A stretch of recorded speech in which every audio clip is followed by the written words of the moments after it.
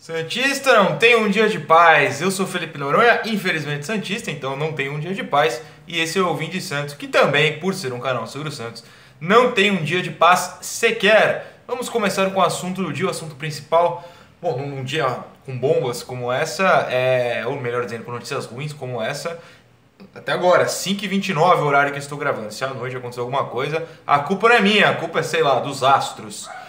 Em atrito com o Santos, diz o Globoesporte.com, Cueva se deslivre e tenta se transferir ao Pachuca do México. Não tá...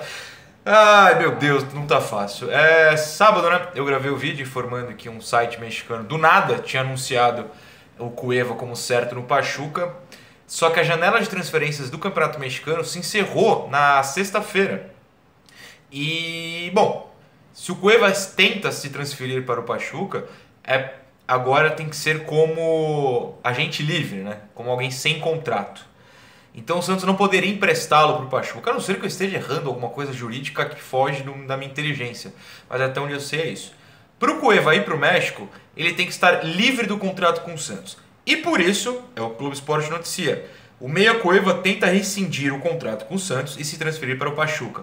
O jogador se aproximou do clube mexicano sob a alegação de que tem condições de romper o vínculo com o Peixe por falta de pagamentos. Cueva teria enviado um ofício à FIFA para relatar sua condição e se baseia nesse documento para tentar a transferência. A FIFA não respondeu aos contatos do Globo Esporte. O salário do Cueva está em dia. Eu até falei isso aqui no vídeo de sábado. São 2 meses de direitos de imagem atrasados e ele alega que isso já justifica a quebra do contrato. Em teoria, não. Segundo a Lei Pelé, são necessários 3 meses. Mas para ir para o México, ele precisa alegar isso. Porque o Santos não pode mantê-lo sob contrato e ele ir por empréstimo, que era a ideia dos mexicanos.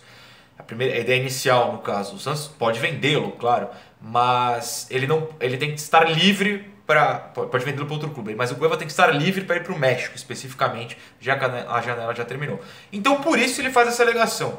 Particularmente, eu duvido que a FIFA aceite ou que ele ganhe na justiça sob essa alegação, desde que o Santos não atrase o 3º mês. Se atrasar o 3º mês, aí também o Santos pede para acontecer coisa errada, né?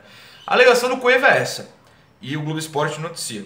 Já o UOL, no mesmo assunto, inclusive o UOL deu antes do Globo Esporte essa notícia, o UOL mantém a possibilidade do São Lourenço.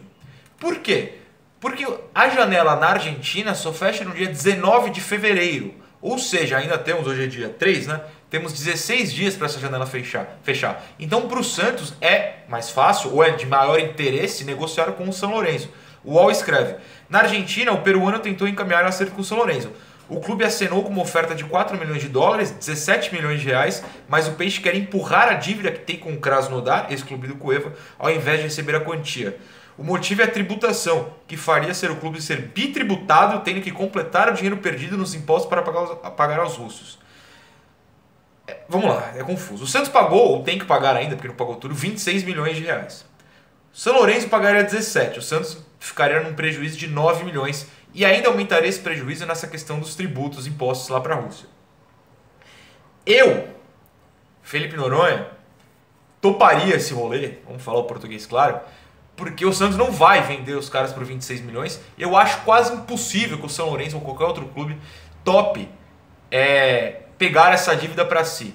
O Santos tem essa esperança, mas é uma esperança, com todo respeito, meio, posso falar, inocente, né? De uma inocência. Porque todo mundo entende a questão do contrato, é público. Então os outros times vão olhar e falar, eu não vou me meter nessa enrascada. A enrascada, só Cueva por si só já é uma enrascada, né? Mas eles podem topar a enrascada ter o jogador.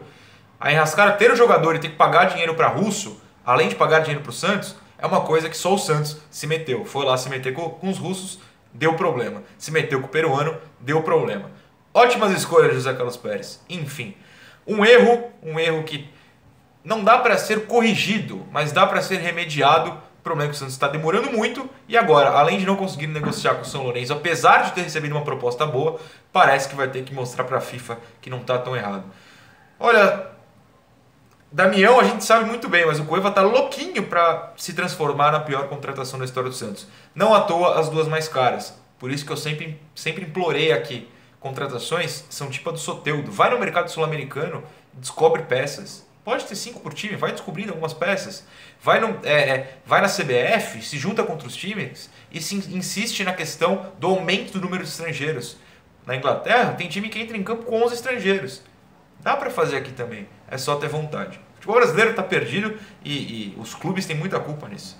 Sobre o Cueva é isso, né? A gente vai ter que ficar se atualizando todo dia. Então eu venho trazendo novidades aqui todo dia, graças aos nossos queridos setoristas.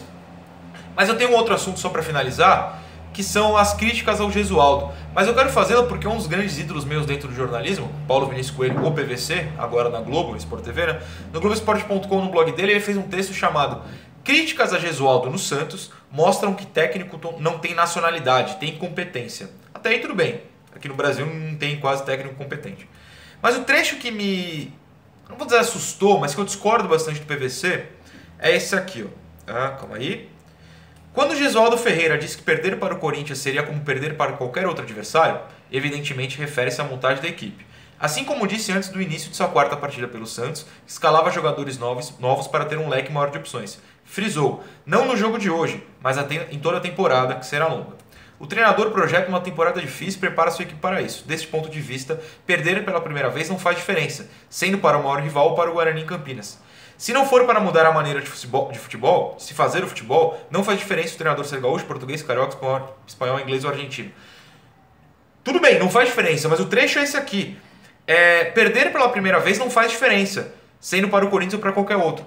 De fato não faz, mas a crítica que o PVC está fazendo é o resultado, que a torcida estaria reclamando do resultado. Eu não estou reclamando do resultado.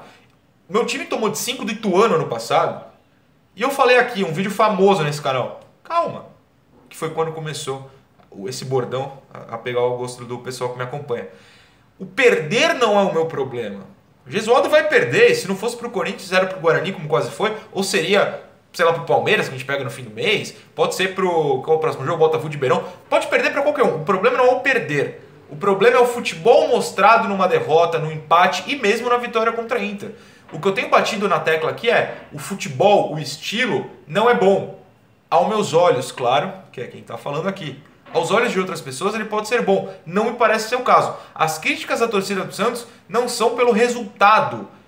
São pelo futebol mostrado que é muito fraco. Em estilo, em opções. Ele fazer testes, botar o Sandri, que inclusive o professor... Desculpa, eu esqueci o nome, mas um ex-professor do Sandri comentou aqui no canal, que é Sandri, não Sandri. Fechou? Então fica os créditos para você. Um grande abraço. Botar o Sandro, o Caio Jorge no clássico não me incomoda. Me incomoda que o teste seja feito nessa hora e não contra a Inter de Limeira, num jogo fácil. O Sandro não entrou em campo contra a Inter de Limeira. Por quê? O Alisson entrou no segundo tempo. O Alisson que nem jogou o clássico por lesão. Dava para ter feito testes antes, como dá para fazer a partir de agora. Só que os testes também tem que ser no estilo. Em 4 jogos a gente viu a mesma coisa. Abre, cruza. E contra o Corinthians foi ainda pior taticamente. Porque em algum determinado momento no segundo tempo, com um a mais, viram 4-2-4, sendo que esses 4 da frente eram centroavantes. Se embolavam e perdiam todas de cabeça, sem dar opção de passe, sem ter meio armador. O estilo de jogo é o problema. São Paulo tomou de 5 e eu falei, tá tudo bem, vambora. O Gesualdo, se tiver que tentando coisa ofensiva e tomar de 5, eu vou falar, não, vamos lá, a gente tá vendo um progresso. O problema é que eu não vejo ideias. Eu vejo o abandono de um estilo que deu certo ano passado, esse ano com menos peças e o time num estilo pior.